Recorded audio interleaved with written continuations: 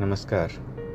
आज मैं अपने YouTube चैनल मस्ती की पाठशाला के माध्यम से अपने भारत देश के हर सदस्य से गुजारिश कर रहा हूँ कि जो हमारे गांव कुछ दिनों पहले तक एक परिवार की तरह होते थे, वह आज अनेक परिवार का रूप लेने की कगार पर हैं।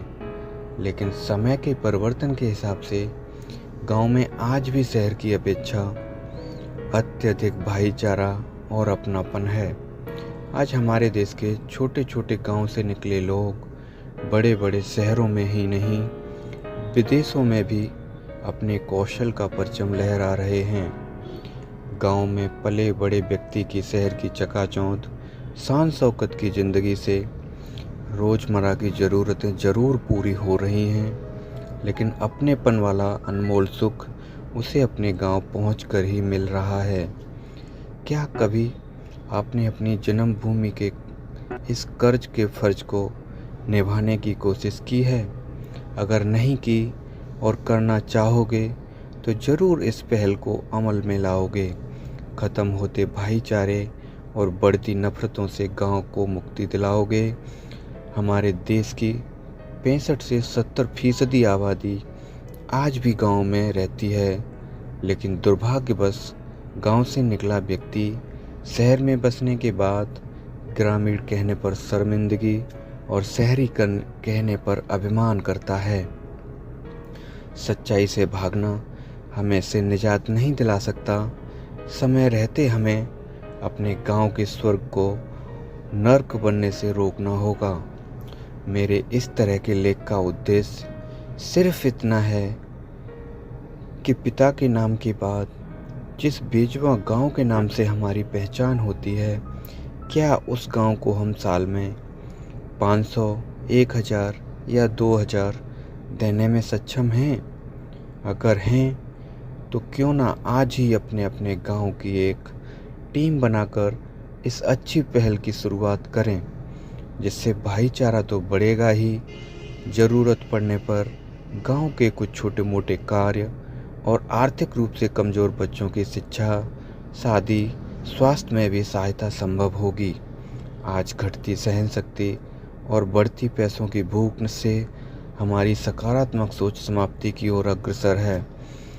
गांव के आज के बिगड़ते हालातों के कारण तो अनेक हैं, लेकिन उनमें से एक ग्राम प्रधान पद की उम्मीदवारी प्रमुख है, जिसका चुनाव प्रधानमंत्री के पद से भी बड़ा होता है।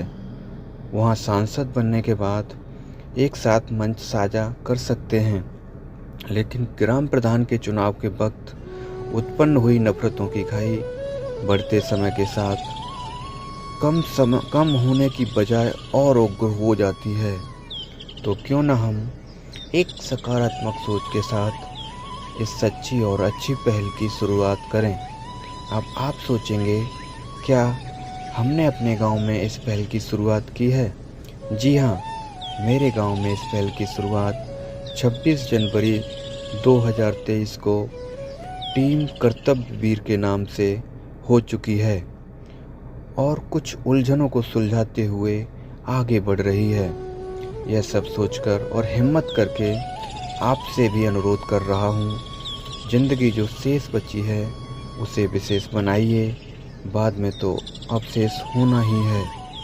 मैं मानता हूँ यह सब इतना आसान नहीं है।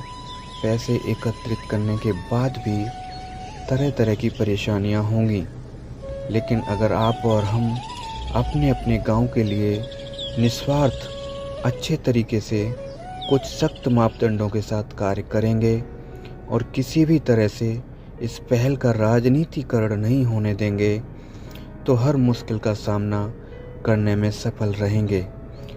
गांव के अत्यधिक लोग ज़मीन से जुड़े हुए होते हैं और बुरे वक्त की मार को अच्छे से समझते हैं। डूबते को तिनके का सहारा बहुत होता है।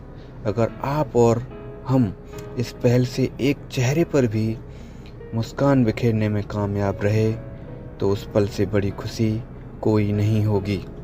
मेरा आप सबसे विनम्र निवेदन है कि अपनी कीमती वक्त से वक्त निकालकर इस पहल पर अमल करें और कमेंट के माध्यम से अपनी राय दें और ऐसी सकारात्मक वीडियो, ऑडियो देखने और सुनने के लिए चैनल को सब्सक्राइब करें।